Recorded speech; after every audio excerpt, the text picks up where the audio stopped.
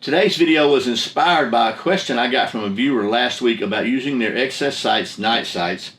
And since a high majority of self-defense lethal force encounters occur after dark, I thought this might be a really good time to share my answers with him, and also some of the things I learned in a low light class from 3R Operations a couple of years ago about using night sights, using weapon mounted lights, using handheld lights, and pretty much defending yourself and your family in low light conditions. So that's what we're going to take a look at coming up next here on Survival on Purpose.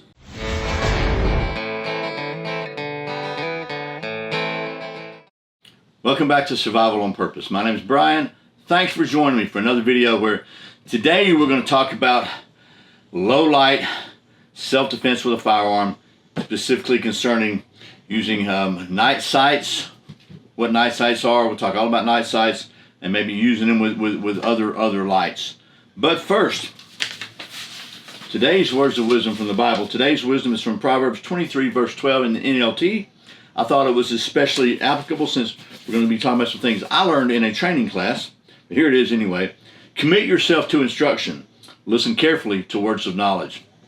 Sounds like good advice to me. And a big thank you to my friends at XS Sights for sponsoring today's video.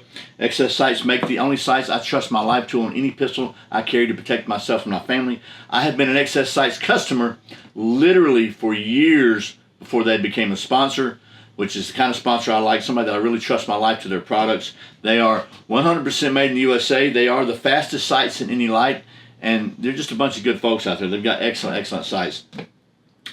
And if you go to their website, which I'm sure you can find, and you decide you want to pick yourself something out, and you find a place on there in the process where you think it might be a good idea to put some kind of code in, if you use the code SOP15, you'll be glad you did.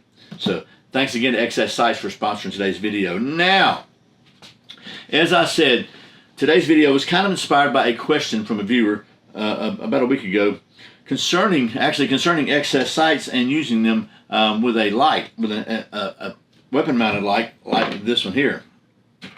So we're going to talk about that in just a minute. I'm just kind of giving you, that's what the impetus for this video was. So, but first, as always, let's talk about safety real quick. Firearm safety is very important. There's typically 4 basic firearm safety rules, and they are often worded slightly differently, but they carry the same meaning. We're going to go over those real quickly, and because we're going to touch on some of those later in just a minute. So first, all guns are always loaded. Treat all guns like they're loaded, however you want to say it. You want to handle guns always as though they were loaded, which means basically that no matter what you think the condition is, you follow these other 3 rules.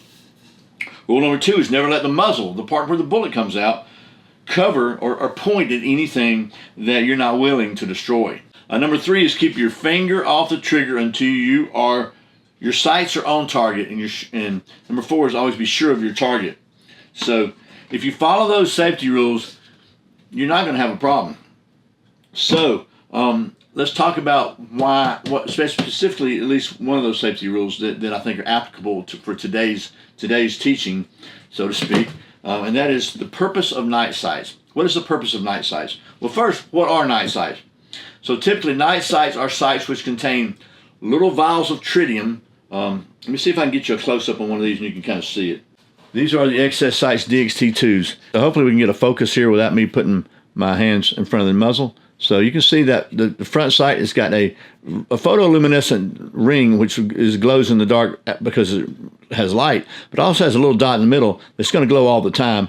And the back sight has a little white stripe with a little vial in the middle of it. Those little vials of tritium, which is a slightly radioactive material, they glow. They produce light. They don't have to have any external light to charge them. So a lot of people think, oh, that lets me shoot in the dark. What is number 4? Always be sure of your target. If you can't see your target, how can you be sure of it? So, in my opinion, really the only complete darkness used for a tritium sights are if you got it laying on your nightstand or somewhere and you roll over at night, you need your pistol, you can see, you got to see that little thing glowing there, and you can get it, and you really can see it glowing. So, if you're not for shooting in the dark, then why do you need those little lights on there? Well, they're for shooting in low light. And to define low light, in my definition and many others, is light that is bright enough to be able to identify your target and identify that it's something that needs your pistol pointing at it, but it's too low or too dim to be able to clearly get a good sight picture and see your sights. Most sights are black, and that, you know, if it's dim and dark, they're not going to stand out very clearly anyway. So those little tritium valves on there, like for example, this is my teaching aid of one of the excess sights. So you got dots on both sides and a dot on the post, so you can tell if that post is right. You can tell if it's high or low or whatever, because you can line those 3 dots up. Those are called 3-dot sights for most people. So that's the purpose of it. If you can see your target, you can identify it, but you really can't see your sights, then it gives you a way to quickly be able to line your sights up properly. Okay, so what about if you have a handheld light, which I recommend always carrying a handheld light, because for me, I'm getting a little older. My eyes are not as light sensitive as they used to be, and so I use a light all the time. But at night, man, a flashlight is like a no-brainer. It allows you, if nothing else, to identify your target in a really dark situation. Since most self-defense situations, or at least many, happen in low or no light. And then what about, then why not just cut to the chase and put yourself one of these weapon lights on here and you're done? Well, I don't carry a weapon light. I know a lot of people do, people that I respect. That's great. This is my bedtime gun, my bedside gun. So I've got one there, but I've also got a flashlight right next to it, because this is used to eliminate your target once you've identified your target with a handheld light. If you're pointing this light at someone, you're pointing this pistol at someone. If you're pointing this pistol at someone for which you have no legal justification to do so, you just committed assault, possibly felonious assault. So, and it's just not safe. What if it's your kid? What if it's some? A lot of people do this for night. I do this for night, but I'm going to use a handheld light. I've got grown kids, maybe they got keys to my house. Maybe something happened. They came in to wake me up, and I hear some noise. Maybe they're stressed out. I'm not going to pop up and point a pistol at them. I'm going to shine the light with my pistol here, out of the way. So that's in my opinion, that's why it's very important to carry a handheld light, whether or not you have a weapon-mounted light. So, what was my viewer's question? When Chuck Norris crosses the road, cars look both ways. Well, his question was that he had some excess sights on, and I think he had the versions which, these are R3D 2.0. I always want to say R3 CPO.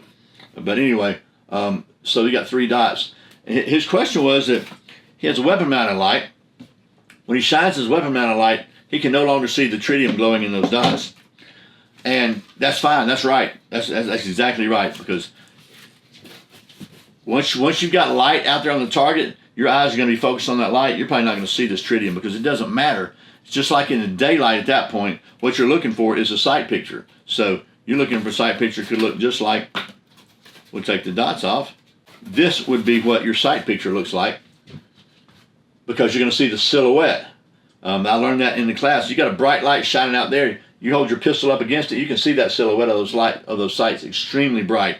So it's the same kind of sight picture you would have during the daylight or on just some straight iron sights. So you're not losing anything by not being able to see that dot. The purpose of these sights, any sights, is to allow you to properly line up your pistol with the target, so that when you press that trigger, that bullet's going to go where you want it to. And this is what you need to do. This is all you need. If you can see that, and you can see the gap between them, and you can when you're shining a weapon light at a target, then you put that on your target, you're going to be able to see, you're going to be able to line it up properly. And the dots don't matter. The only time the dots matter, again, is in low light, but that's a high percentage of the time. Basically, bottom line, the purpose of sights, any sights, is to align your pistol. The purpose of the dots on night sights are to help you align your sights in low light, not no light, low light.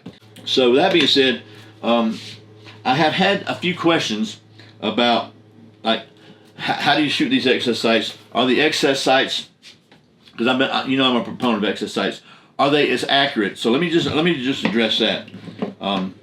The sights are as accurate as you are. Any sight is as accurate as you are. And what matters to accuracy is not your sight. It is what one of my gun sight instructors said: the 3 fundamentals of marksmanship: trigger control, and trigger control. If you got any sight lined up on target and you press that trigger without moving it, then it's going to go where you want it to. So this, as we talked about, is a standard a standard notch and post sight's what they call it. You got a notch here, you line the post in it, and you center the post in between so you can see get even on both sides, and you line them up across the top. And then this here, you put this line right here on the center of your target. So if my chest was a target, you put this on the center right here. That's the notch and post sight. So this is one with a dot on it, just to make it easier to see. But you, basically, always on notch and post, the top of this thing is you have to sight it in and get it set so that this is the center of your target. Your center of your target, the point of impact is right here. Okay, right here.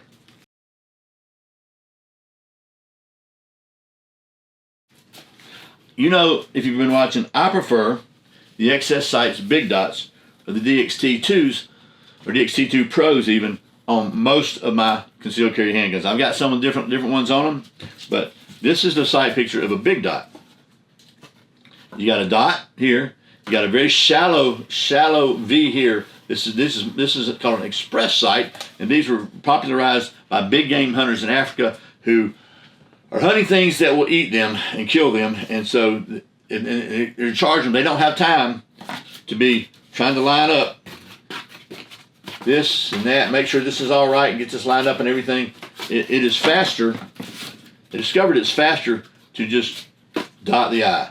So you can get this on target really, really fast. I've tried them both. I like them a lot. I like these. These are on pretty much every gun that I carry, are the big dots. My eyes are, again, I got these progressive lenses. If you're older, you know what I mean. It's really hard sometimes to focus on that front sight. So even if I can't get a clear focus on the front sight, which is what everybody tells you you're supposed to do, I can still see that big old dot hanging up over that eye and dot the eye and get it in place quickly. So, but there's a little bit of difference here. 15 yards and in, you put you center this dot on your point of impact. So you're trying to shoot me right here. You center that dot right there, and that's where it goes. But 25 yards and out, you put the impact at the top of the dot, so you're going to drop your pistol down a little bit. So at 25 out, this, just like on a notch and post, this right here is your aim point. Right here is the top of that dot. So 15 and under, here's your aim point. 25 and over, here's your aim point. In between, it's not going to make a big difference, to be honest with you. In a self-defense situation, you might be talking about a difference of this. Bottom line, night sights are not designed to shoot in the dark. But they are designed to give you an extreme edge in low light. And when it comes to night sights, I've tried several other ones. I actually took my Glock night sights off and put XS sights on my one of the first Glocks I bought, because they're just that much better. So I hope this video has been helpful. Again, I encourage you, if you haven't done so, to get some training. Tactical Response is a good place. Gunsight is a good place. There are several other places. I'll end with this. I've told somebody that I was going to a training class somewhere, because I think it's important. Just like the proverb said, commit yourself to instruction, right?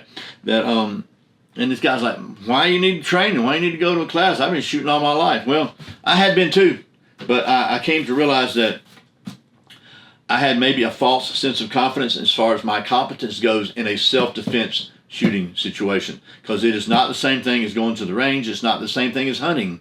It is completely different. So I encourage you to get some training, and if you want to get some low light training, I encourage you to check out 3R Operations, Brian Sayers.